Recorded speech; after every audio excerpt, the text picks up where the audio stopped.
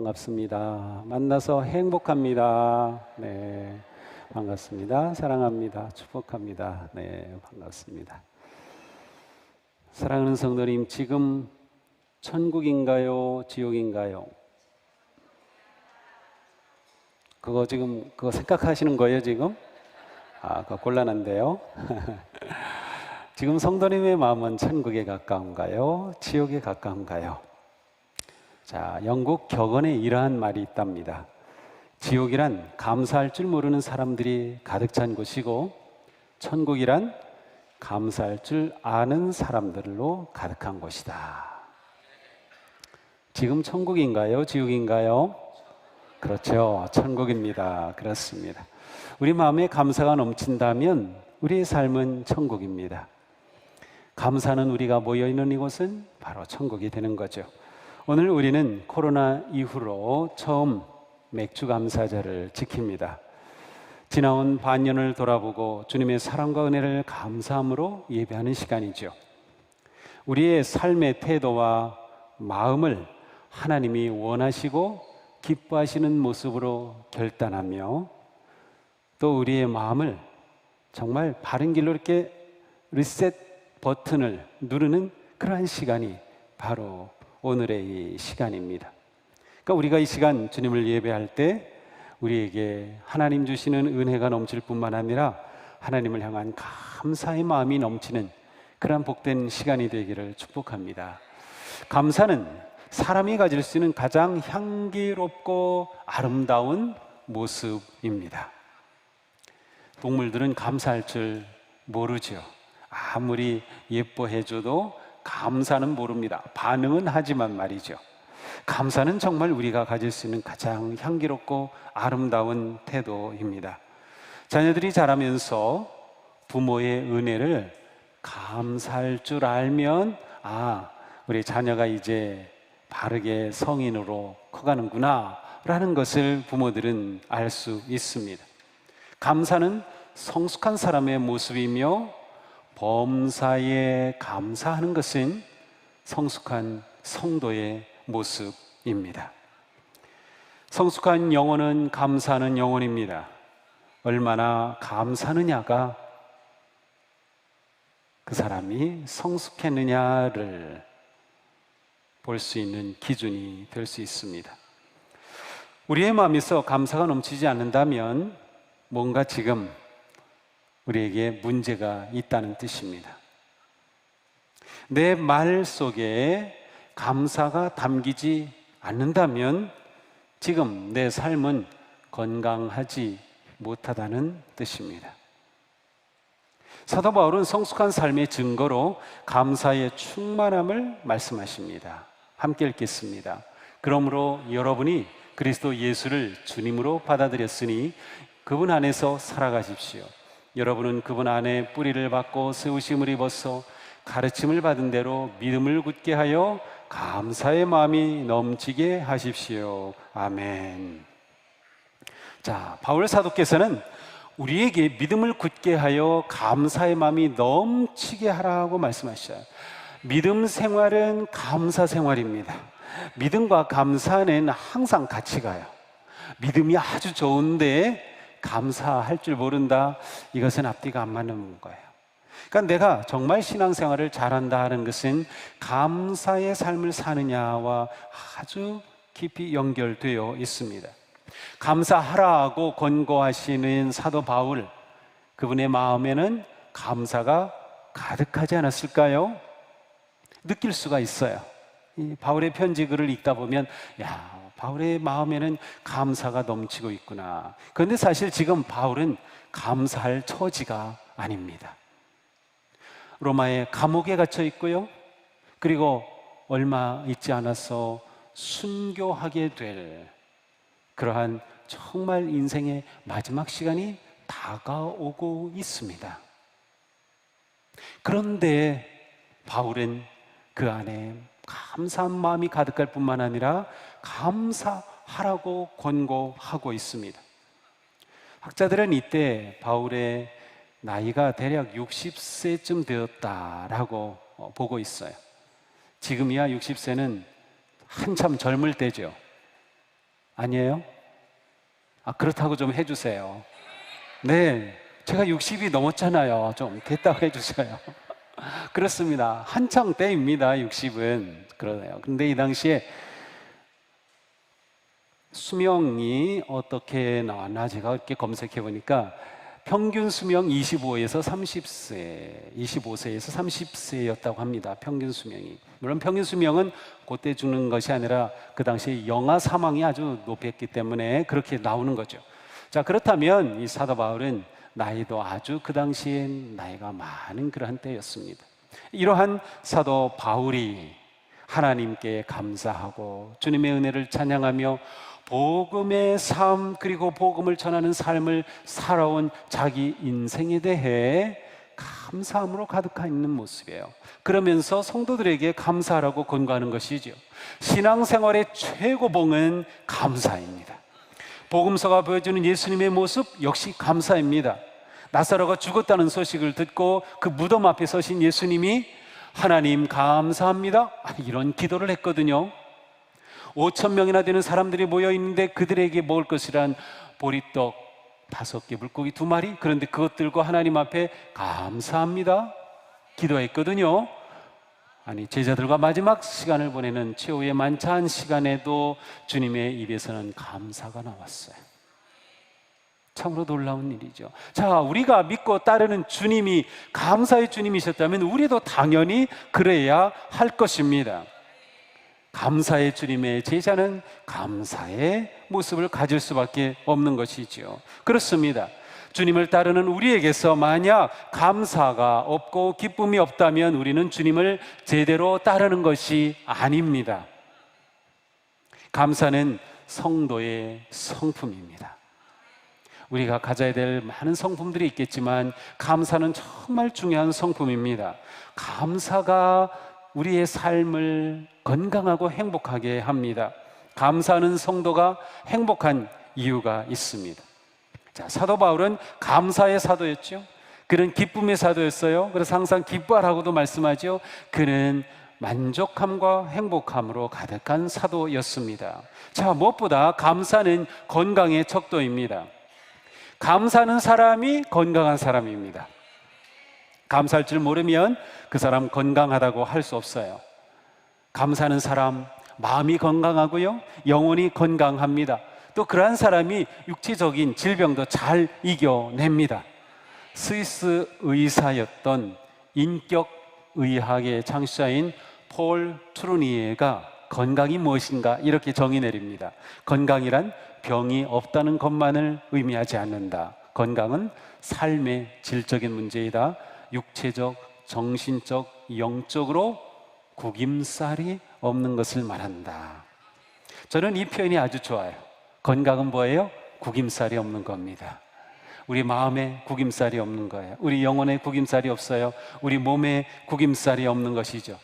물론 나이가 들면 주름살은 생깁니다. 하지만 마음에 구김살은 없어야 하는 거예요. 그렇습니다. 가장 건강한 마음의 상태에 구김살이 없어요. 마음이 평안한 거죠. 평안한 거예요. 하나님을 잘 믿는 믿음의 사람의 마음은 이처럼 평안하게 되는 거예요. 평안은 어디에서 하나? 감사하는 마음에서 옵니다. 감사하지 않는데 평안할 수 있을까요? 아니요, 불가능합니다. 병든 마음은 감사하지 않습니다. 두려운 마음 감사하지 않습니다. 병든 사회 감사하지 않습니다. 병든 세대 감사하지 않습니다. 병든 문화 감사가 없습니다. 감사가 건강입니다. 사도 바울은 그 당시 경건하지 않은 문화, 아주 타락한 문화의 특징을 감사하지 않는 것이라고 말씀하고 있어요. 로마서 1장 21절입니다. 하나님을 알면서도 하나님으로 영화롭게 해드리거나 감사를 드리기는커녕 오히려 생각이 허망해져 그들의 지각 없는 마음이 어둠으로 가득 차게 되었습니다. 자, 잘못된 패역한 세대의 특징은 감사드리지 않는 것이에요. 감사할 줄 모르는 것이에요. 마음이 어두워졌기 때문이라는 거죠. 믿음이 없기 때문이라는 거죠. 믿음의 사람, 감사의 사람, 감사의 사람, 건강한 사람입니다. 그러므로 감사가 보약입니다. 아이고, 감사가 보약이라고. 그렇습니다. 여러분 보약 좋아하시죠? 예, 감사 보약 드셔야 됩니다. 감사가 진정한 보약이에요. 하나님은 사람을 창조하실 때, 우리를 지으실 때 우리에게 아주 건강할 요소들을 다 만들어 주셨어요. 우리에게 강한 치유력을 주셨어요. 저는 참 항상 놀라요. 우리 성도님들 중에 입원하시고 수술도 하시고 하는 분들이 계신데, 아니 수술했다고 그게 낫나요? 의사가 수술은 하지만 그게 아물고 붓고 회복된다는 거, 그 의사가 하는 일인가요? 아니요, 우리 몸이 합니다. 하나님은 우리 몸에 자연 치유력을 주셨어요. 우리 몸에. 그래서 나쁜 세포가 들어오면 그거 다 잡아먹게 하고 우리 몸에 항체도 만들어 주시고 방역 체계 시스템을 쫙 만들어 주신 것이 우리의 원래 몸입니다. 그런데 우리의 이러한 몸은 우리의 마음과 생각과 정신의 영향을 굉장히 많이 받아요. 그래서 우리가 어떤 마음을 먹느냐가 굉장히 중요하죠. 마음에 감사가 없게 되면 우리 몸에 영향을 받아서 나쁜 활성산소가 생겨난다고 그래요. 그렇게 활성산소가 많이 생기면 우리의 몸의 유전자가 변형이 되기도 하고 세포가 영향을 받아 어떻게 돼요? 암세포로 바뀌기도 한다는 것이죠. 신체적이고 정신적인 스트레스는 우리 몸의 임파구의 활동을 감소시킵니다. 그래서 우리 몸에 질병이 나타나게 되는 거예요. 그러니 마음이 아주 밝고 감사하는 마음을 가지면 엔돌핀이 막 솟아나가지고 몸의 질병도 사라지고 더욱 건강해질 수 있다는 것입니다. 하나님께서 우리를 그렇게 만들어 주셨어요. 우리 몸을 이렇게 신비롭게 만들어 주신 하나님, 감사를 통해 우리가 건강하도록 딱 방법을 만들어 놓으신 겁니다. 감사가 약이에요. 건강하기 원한다면 우리는 더욱 감사해야 합니다. 성경은 우리에게 뭐라고 합니까? 항상 기뻐하라, 범사에 감사하라, 이렇게 말씀하죠. 이것이 우리를 건강하고 그리하여 행복하고 만족스러운 삶을 살도록 주신 하나님의 방법입니다. 감사는 우리의 건강을 지켜줍니다. 우리의 질병도 물리치도록 우리의 몸에 긍정적으로 작동을 하는 것이죠. 하나님이 우리의 행복과 건강을 위해서 놀라운 약을 처방해 주셨어요. 구약을 주셨고 신약까지 주셨어요. 요즘 제약회사들이 신약 개발하느라고 놀랍게 막 투자를 하는데 하나님은 이미 우리에게 신약을 주셨답니다. 그런데 이 구약과 신약을 잘 들여다보니까 여기에 뭐가 있어요? 감사하라, 감사하라. 감사가 우리에게 주시는 하나님의 놀라운 은총의 건강의 길이라고 하는 것입니다. 그렇습니다. 감사하면 우리의 마음이 건강해지고 우리의 영혼도 건강해지고 또 우리의 몸도 영향을 받아서 힘을 얻게 되는 것이에요. 감사는 언제나 인생의 밝은 면을 보는 태도와 연결되어 있어요.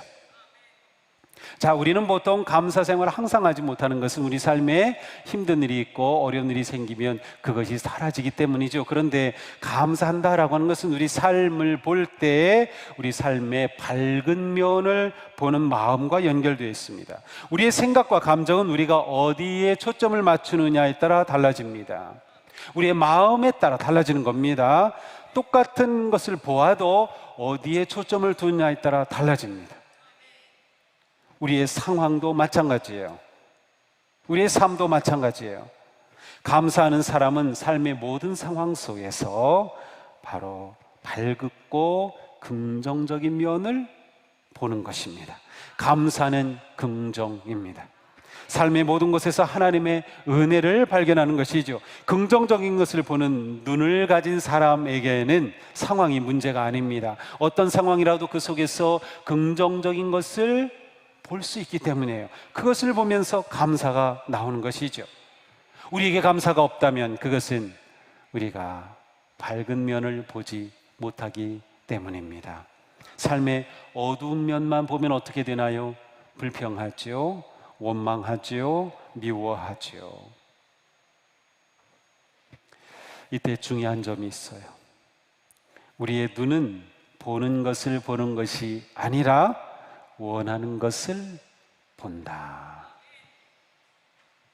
보는 것을 보죠? 아닙니다. 원하는 것을 봅니다. 부정적이고 나쁜 마음이 있다고 하면 그런 것들이 보입니다. 그러나 내 마음이 밝고 긍정적이라면 그런 밝은 것들이 보이기 마련입니다. 그런데 대체로 우리는 부정적인 것을 더 잘 보는 성향이 있어요. 저는 그렇습니다. 여러분은 안 그러신 것 같아요. 갑자기 굳어지시는데, 저는 그런 것 같아요. 저는 부정적인 걸 좀 더 잘 보는 성향이 있는 것 같아요. 더 비판적이고 좀 그런 적인 것 같아요. 우리는 훈련받지 않아도 부정적인 거 너무나도 쉽게 보입니다. 그런 것들이 더 잘 눈에 띕니다. 내게 없는 것, 부족한 것, 실패한 것, 잘못된 것, 상처받은 것, 그런 것들이 더 잘 보입니다. 다른 사람에게서도 그런 것들이 더 잘 보여요. 저 사람 왜 저렇지? 저거 뭐 문제야? 막 그런 것들이 더 잘 보이는 거죠. 그런데 성도의 삶을 산다는 것은 이러한 우리의 일반적인 성향을 거스르는 겁니다. 부정적인 것이 더 잘 보이고 그런 쪽으로 더 마음이 쏠리는 것을 거슬러 가는 것이 믿음의 삶이에요.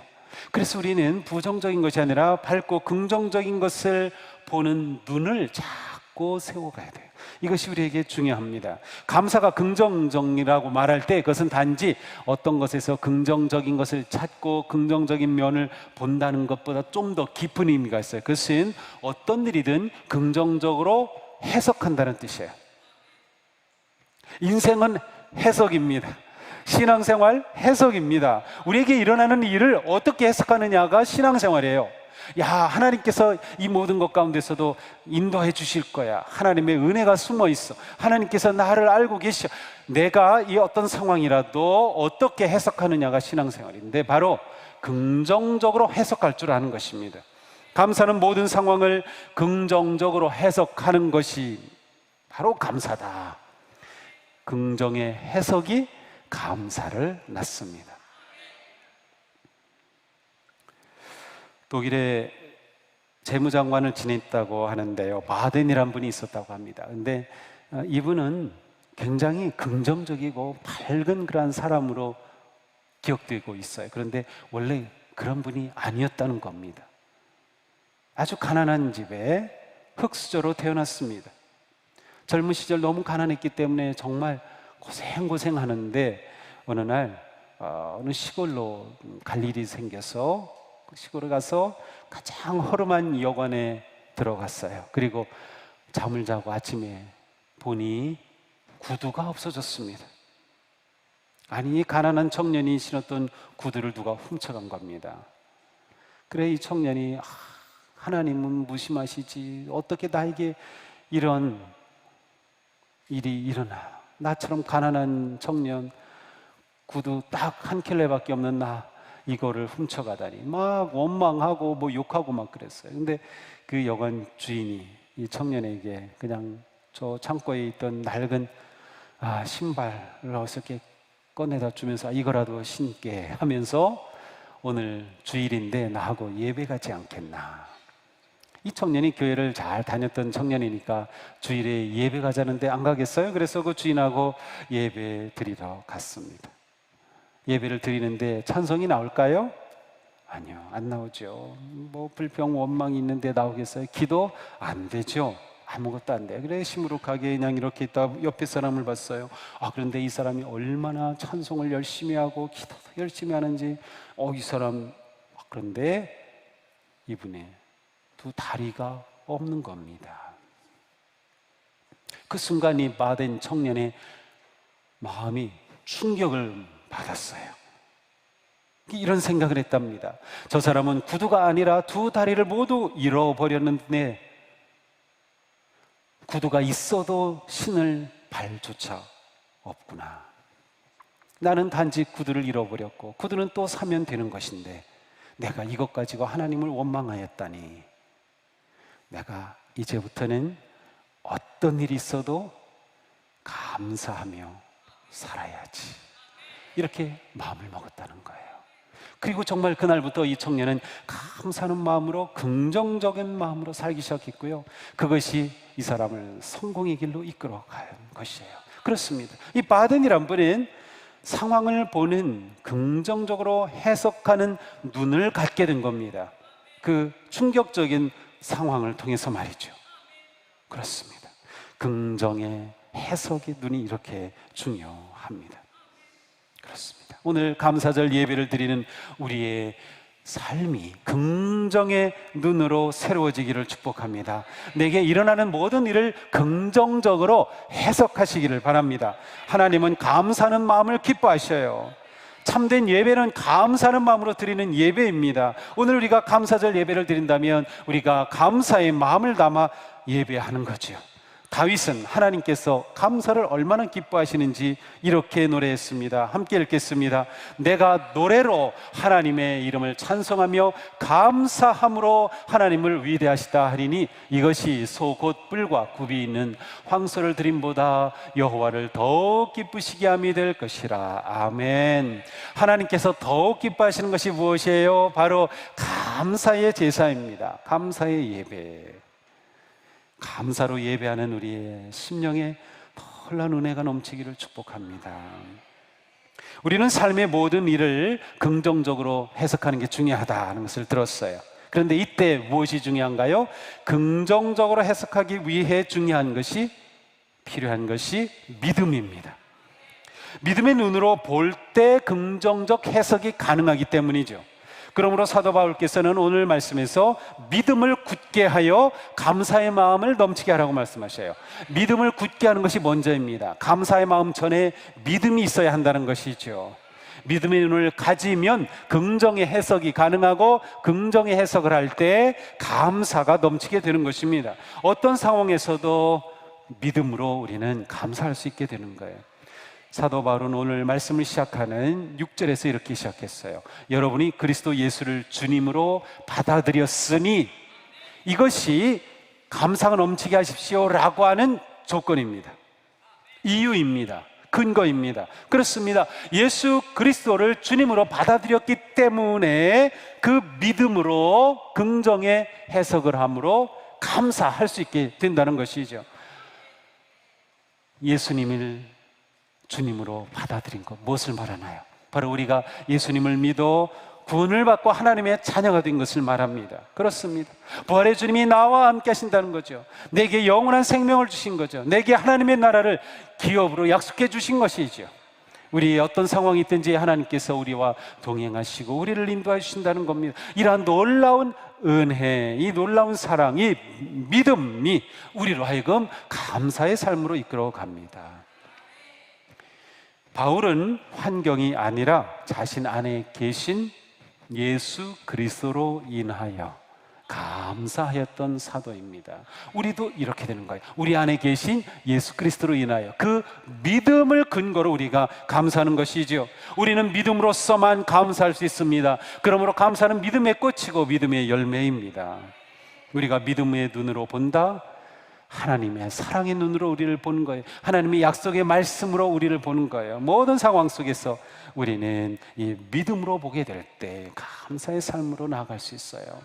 우리 삶에 역경이 다가올 때가 많이 있습니다. 그러나 믿음의 눈으로 본다면 그 역경조차도, 고난조차도 하나님께서 섭리하고 계시다는 믿음을 가지게 되면, 하나님께서 이 일을 통해서 내게 놀라운 길을 열어주심을 신뢰할 수 있다면 우리는 그 상황에서도 감사할 수 있게 되는 거죠. 그렇게 감사할 때 하나님이 기뻐하시는 겁니다. 하나님이 기뻐하시는 거예요. 믿음의 안경을 쓰면 하나님의 사랑이 보이고, 말씀이 보이고, 은혜가 보이고, 선하심이 보입니다. 범사가 감사가 됩니다. 이때 우리가 잡아야 할 중요한 말씀이 있어요. 함께 읽겠습니다. 하나님을 사랑하는 사람들, 곧 하나님의 뜻대로 부르심을 받은 사람들에게는 모든 일이 서로 협력해서 선을 이룬다는 것을 우리는 압니다. 아멘. 그렇습니다. 우리가 하나님을 사랑합니까? 그렇다면 하나님께서는 우리 삶에 일어나는 모든 일을 통해서 선을 이루어 가실 줄로 믿습니다. 우리가 절망하지 않을 수 있는 이유입니다. 우리가 실망하지 않을 수 있는 이유입니다. 우리가 불평하지 않을 수 있는 이유입니다. 우리가 상황을 긍정적으로 해석할 수 있는 이유가 여기에 있습니다. 우리가 범사에 감사할 수 있는 이유가 이것이죠. 하나님의 선하심을 끝까지 신뢰하시기 바랍니다. 하나님의 인자하심을 끝까지 의지하시기 바랍니다. 그리고 감사를 멈추지 마십시오. 감사는 역경을 이기고 고난을 넘어서는 능력의 통로가 될 것입니다. 유명한 철학자 아리스토텔레스가 이런 말을 했어요. 인간의 마음 중에 가장 쉽게 늙어가는 부분이 있다면 그것은 곧 감사하는 마음이다. 감사가 쉽게 사라질 수 있다는 겁니다. 우리 사회는 점점 감사가 사라지는 사회인 것 같습니다. 감사를 모르며 불평과 불만과 원망과 갈등이 그냥 넘쳐나고 있습니다.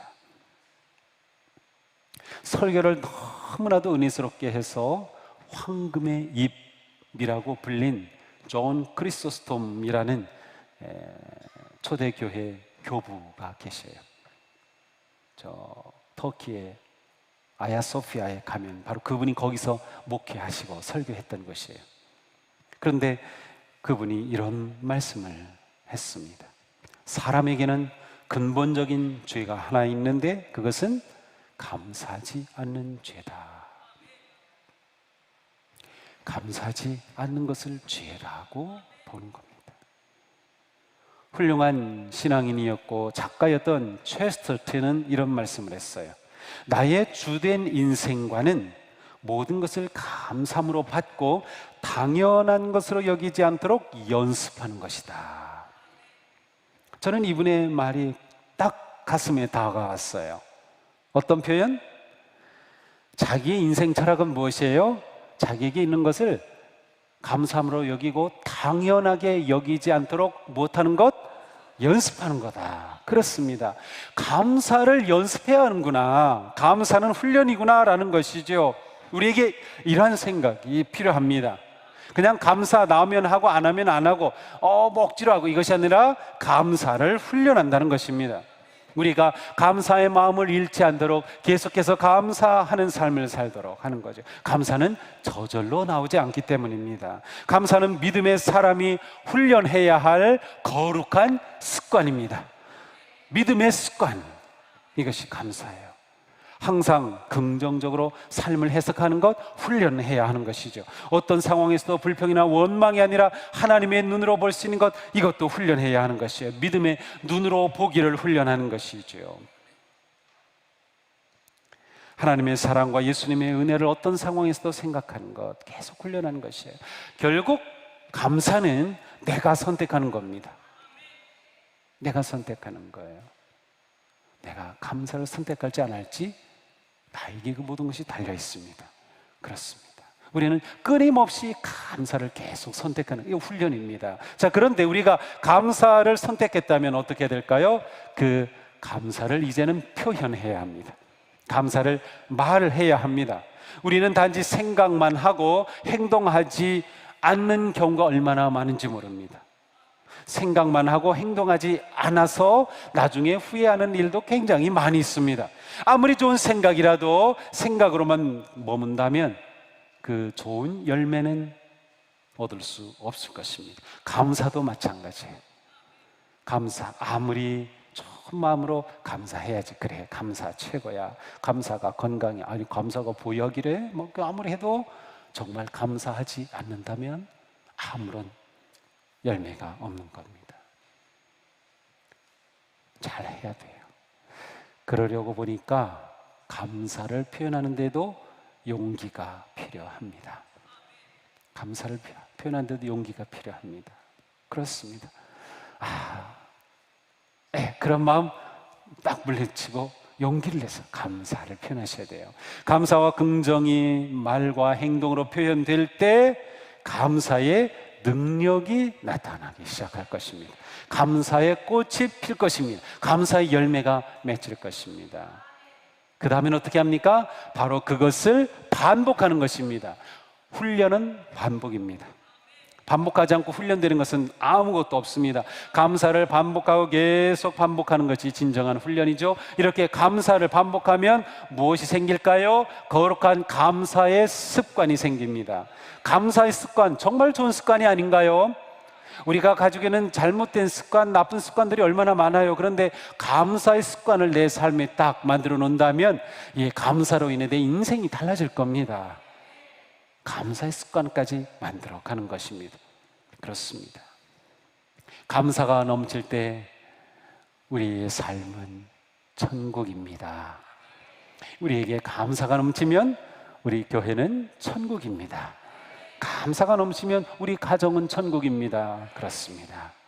감사가 넘치는 삶 얼마나 아름답습니까? 누구에게 감사를 표현할까? 많이 있을 겁니다. 표현하십시오. 가족끼리, 친구끼리, 우리 교회 성도님들끼리, 아니면 정말 누군가가 떠오른다면 감사하십시오. 정말 중요하고 아름다운 일입니다. 우리 그동안 코로나로 인해 많이 힘들었습니다. 그리고 지금도 역시 힘든 일은 새로 생기고 또 계속되고 있습니다. 하지만 우리가 믿음을 굳게 하여 우리 안에 계신 예수 그리스도를 굳게 붙잡고 고난 중에도, 위기 중에도, 어려움 중에도 긍정의 해석의 눈을 가지고 감사를 표현하고 그 믿음으로 나아간다면 우리는 이 어떤 상황 가운데서도 하나님 주시는 놀라운 감사의 열매 풍성하게 거둘 줄로 믿습니다. 주님께서 감사하는 자에게 이런 말씀을 주셨습니다. 감사로 하나님께 제사를 드리며, 오늘 지금처럼 우리가 감사로 하나님께 예배하며 환난 날에 나를 부르라. 감사하는 자는 하나님께 부를 수 있습니다. 그때 내가 너를 건지리니 하나님께서 응답해 주십니다. 감사하는 마음으로 하나님을 의지하고 부를 때 하나님께서 우리를 건져 주십니다. 내가 나를 영화롭게 하리로다. 우리를 건져 주실 때 우리는 하나님을 영화롭게 하는 거룩한 성도가 되는 것입니다. 감사가 이렇게 하나님까지도 감동케 하는 것 같습니다. 감사하는 성도, 행복한 성도, 건강한 우리 모두가 되기를 주님의 이름으로 축복합니다.